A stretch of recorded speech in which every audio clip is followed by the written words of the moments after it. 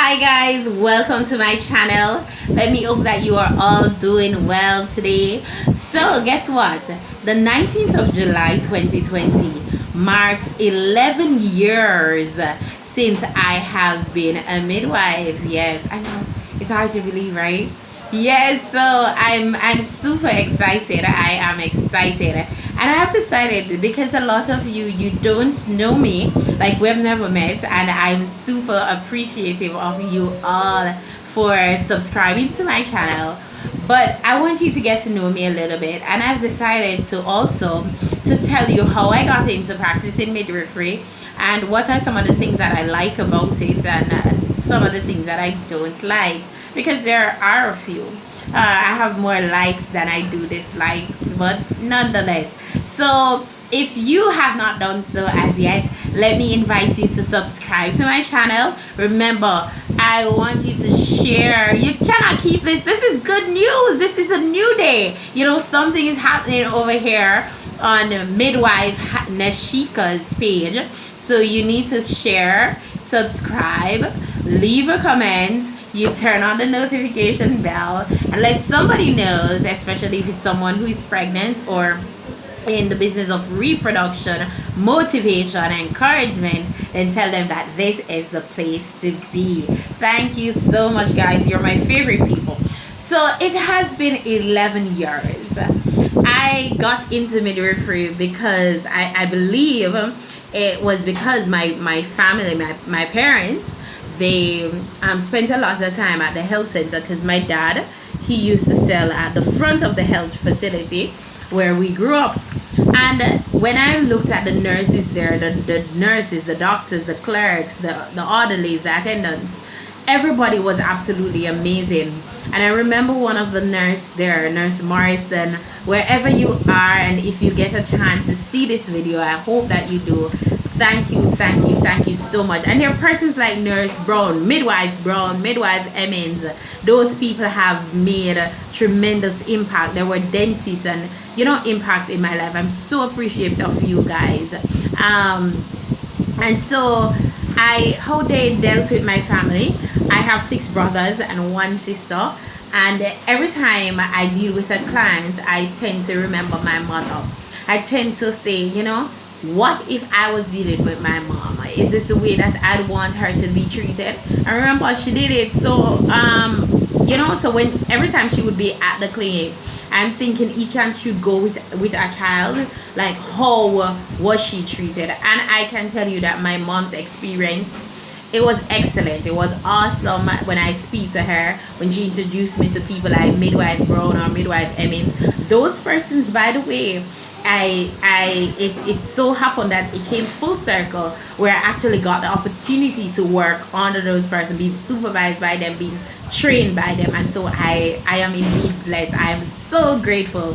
So Nurse Morrison, she gave me, I remember she asked me, what do you want to become?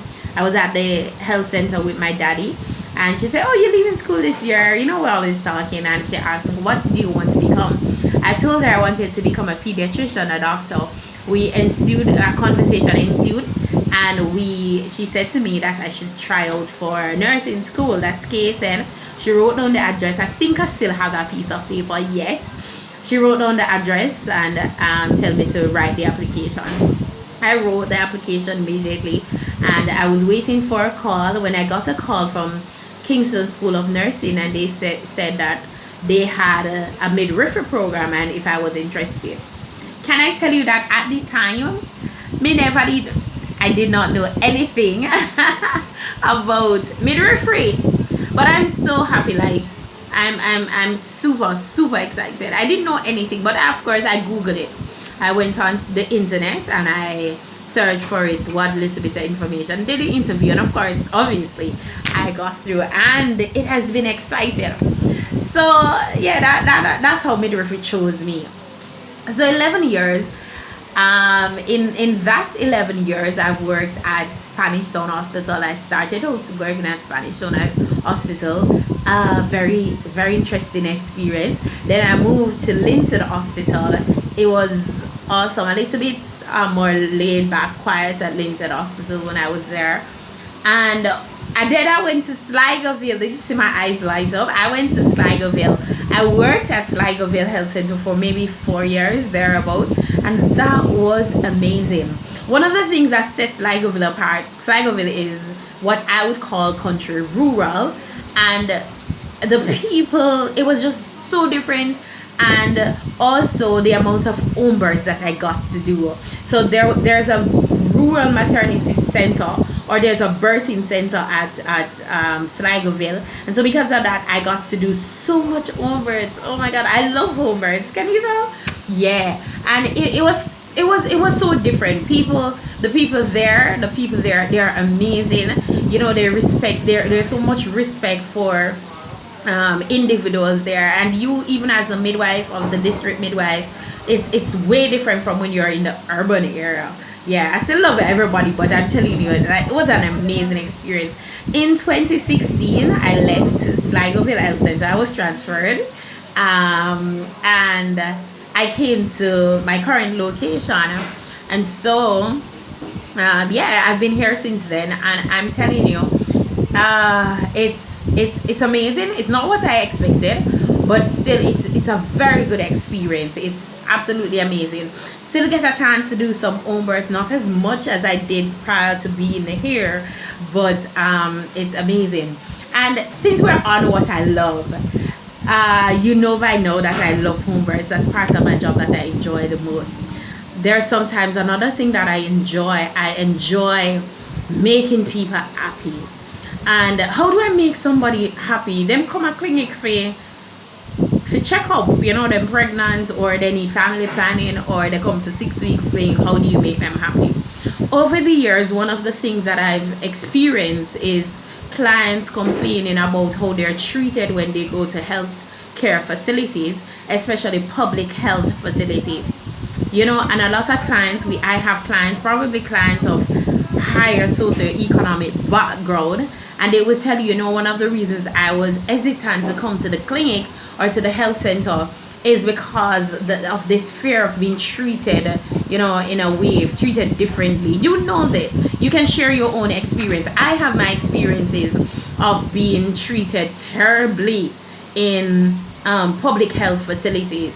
I do not believe that I'm supposed to go to any health center, any health facilities at all, and explain, do you know who I am?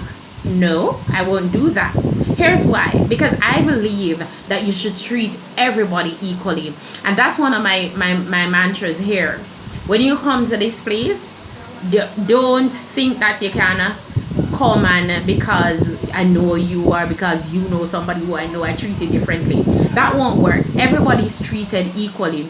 Of course, special circumstances. So if you come in, you're going to work or whatever, and I'm sure to communicate that information with my other clients that are waiting on me, and let them know, you know, this person's for reason. I spoke with this individual and I believe that I need to see them, and let them go.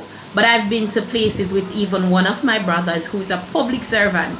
I've been to a hospital with them, and the way that we were treated, it's not unimaginable, you know. But it's really terrible. And so I've committed myself not to treat people like that. I don't want anybody to ever feel how I felt sometimes. I remember once I went to a hospital with my son, and the way I was treated, and I was in uniform, the way I was treated. So I'm committed to make people, when you come in my office, you must leave feeling better than you came. And that is my objective.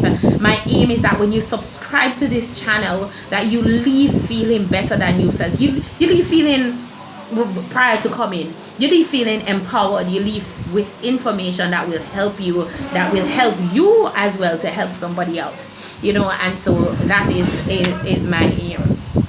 I already tell you, some of my clients, and this is another thing that I don't like. I don't like that in the public health system. I believe that a lot of clients do not know that they have rights. A lot of our clients, they don't know their rights, and neither do they know their responsibility, because remember, with every right comes a responsibility. And I see so much things happening. I see things happen that ought not to happen. And sometimes it's so disheartening, and these persons, like, they don't know. I'll give you an example, a perfect example. I was here at work once, here at my current location, and I remember a lady was complaining, and she was saying that I'm not doing what I'm supposed to be doing, and she had a lot of complaints. I said to her, ma'am, this is how it's supposed to be done. But if you're not pleased, I said, my name is Nasheka Harrison, and I shared my badge number with her, and I said to her, report me. The lady that sits there is a supervisor, the manager of the clinic, and plus you can call this number. I gave her a piece of paper pamphlet. I don't see any right now, but there are places that if you are in a health facility and you're not pleased, there are actually customer service representatives that are set up to help you. If you're not pleased with something, if you want somebody else to talk to, more information, you know what the lady did? She threw the something on me and said, "What may I report you for? I don't." And I'm like, oh my god, like, I called my daddy, because me and my daddy can't reason like that, and I was like, Daddy, imagine this lady, she's not pleased with the service that I'm giving, and I'm telling her to report me, and the lady turned around and cursed me. Yeah, so I want my clients to know that you have rights, and one of your rights is to be treated equally. When you come in, I'm supposed to treat you like you're royalty, because that's what you are. You come for a service. I often tell my colleagues and those that I work with, I said, by rights, we're supposed to be, hi, good day, how are you, like robots, because we're dealing with health.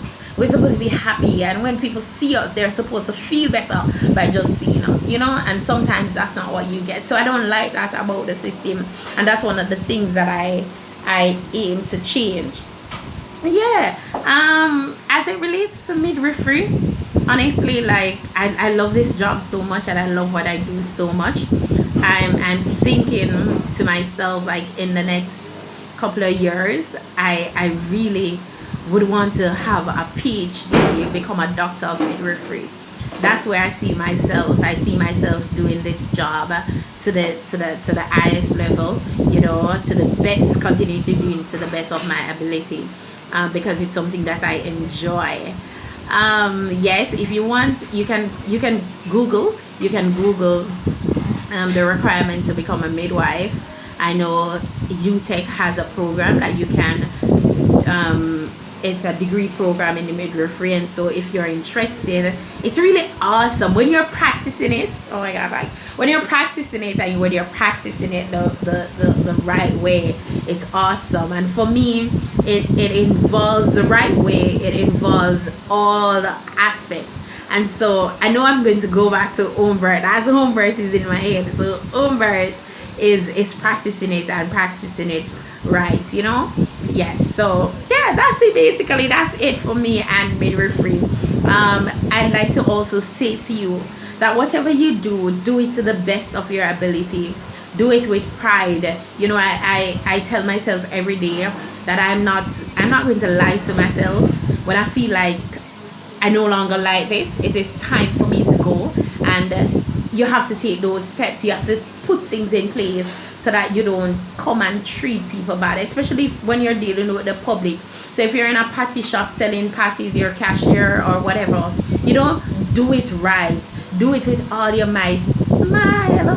Like, the world is such a beautiful place. We have so much to be happy for. You understand what I'm saying? So give off some positive energy.